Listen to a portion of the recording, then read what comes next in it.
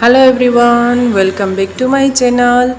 આજે હું તમારા માટે એક કઠોળની રેસીપી લઈને આવી છું, એટલે કે ઝીણી જે સફેદ ચોરી આવે છે એ અને બટેકાના શાકની રેસીપી। આમ તો આપણે રેગ્યુલર અમુક કઠોળ બનાવતા જ હોઈએ છીએ, એમાંય ખાસ કરીને ચોમાસામાં જ્યારે શાકભાજી ઓછા મળતા હોય છે। આ જે ઝીણી સફેદ ચોરી આવે છે એ મેં અહીંયા 1 કપ જેટલી લઈ લીધી હતી। એને 5 થી 6 કલાક અથવા તો આખી રાત પલાળીને રાખી મૂકવાની છે અને પછી આપણે એને બાફ્યા વગર શાક બનાવીશું। આવી રીતે નખની મદદથી કટ કરીએ તો ઇઝીલી કટ થઈ જવી જોઈએ। જો ઉતાવળ હોય તો ગરમ પાણીમાં 2 થી 3 કલાક રાખી મૂકશો તો પણ એ ઇઝીલી પલળી જશે। તો ચાલો બાફ્યા વગર આ શાક કેવી રીતે બનાવવું ફટાફટ જોઈ લઈએ। વિડીયો પૂરેપૂરો સ્કીપ કર્યા વગર જોજો। અહીંયા મેં ગેસની ફ્લેમ ઓન કરી અને કુકર મૂકી દીધું છે। એની અંદર 4 થી 5 મોટી ચમચી તેલ મૂકી દીધું છે, અડધી ચમચી જીરું, અડધી ચમચી રાઈ અને 5 ચમચી જેટલો અજમો ઉમેરી દીધો છે। ફ્રેન્ડ્સ, કોઈપણ કઠોળના શાકમાં અજમો હંમેશા ઉમેરવાનો। 5 ચમચીથી પણ ઓછો અજમો ઉમેરવાથી કઠોળ છે એ પચવામાં સહેલા રહે છે। અહીંયા રાઈને સરસ ફૂટી જવા દેવાની। રાઈ ફૂટી જાય એટલે 2 નંગ જેટલી મેં ડુંગળીને સ્લાઇસમાં કટ કરી લીધી છે અને 5 થી 7 મીઠા લીમડાના પાન અને 5 ચમચી હિંગ ઉમેરી દીધી છે। ડુંગળીને અહીંયા એકદમ ઝીણી સમારીને પણ ઉમેરી શકો છો।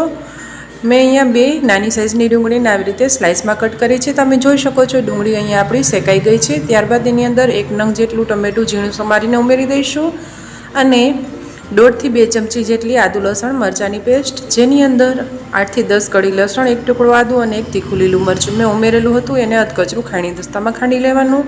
હવે ગેસની ફ્લેમ લો કરી અને મસાલા ઉમેરી દઈશું, જેમાં 5 ચમચી હળદર, 1 ચમચી જેટલું ધાણા જીરું પાવડર, 1.5 થી 2 ચમચી જેટલું લાલ મરચું પાવડર કે તીખાશ તમારે ઘરમાં જે રીતે જોવે એ રીતે લાલ મરચું પાવડર વધુ ઓછું ઉમેરવાનું અને 1 ચમચી જેટલું મીઠું ઉમેરી દઈશું। 2 થી 3 ચમચી પાણી ઉમેરી દઈશું, જેથી આપણો જે મસાલો છે એ બળી ન જાય। હવે એને સરસ રીતે મિક્સ કરી લઈશું અને મીડિયમ ફ્લેમ ઉપર એને કૂક થવા દઈશું। આવી રીતે તેલ છૂટું પડે અને ટમેટાં ચડી જાય ત્યારબાદ એમાં 2 નંગ જેટલા મેં બટેટા મીડિયમ સાઇઝના ટુકડામાં કટ કરીને ઉમેરી દીધા છે અને જે ચોરી પલાળીને રાખી હતી એ ઉમેરી દીધી છે। જે પાણી હતું એ કાઢી લેવાનું અને સાથે 5 ચમચી જેટલો ગરમ મસાલો ઉમેરી દઈશું અને આ બધું સરસ રીતે મિક્સ કરી લઈશું। ફ્રેન્ડ્સ, અહીંયા એક વાતનું ખાસ ધ્યાન રાખવાનું, આ સ્ટેજ ઉપર પાણી ઉમેરીને આપણે તરત સીટી નથી કરી લેવાની।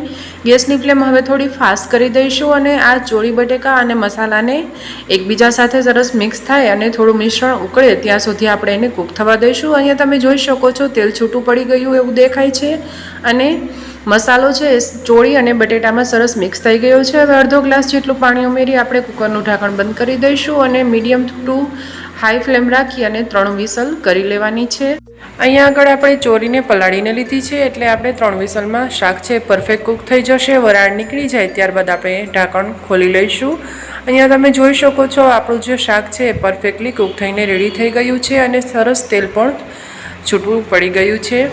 હવે આપણે લાસ્ટમાં એની અંદર ઝીણી સમારેલી કોથમીર ઉમેરી દઈશું અને એને મિક્સ કરી લેવાનું છે।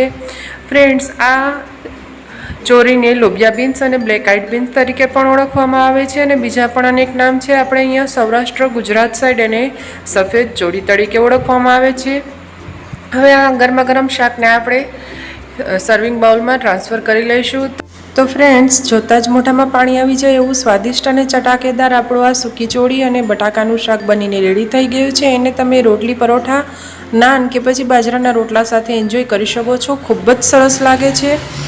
અત્યાર સુધી શું તમે પણ ચોળીને બાફીને એનું શાક બનાવતા હતા? તો એકવાર તમે મારી આ રેસીપી ટ્રાય કરજો, તમને જરૂરથી પસંદ આવશે। અને અમુક વાર એવું બનતું હોય કે આપણે જે કઠોળ બાફતા હોઈએ એનું પાણી નાખી દેતા હોઈએ છીએ, જેમાં બધા પોષક તત્વો રહેલા હોય છે। આવી રીતે જો કઠોળનું શાક ખાસ કરીને સફેદ ચોળીનું શાક બનાવશો તો એના બધા પોષક તત્વો છે એ શાકમાં જળવાઈ રહેશે।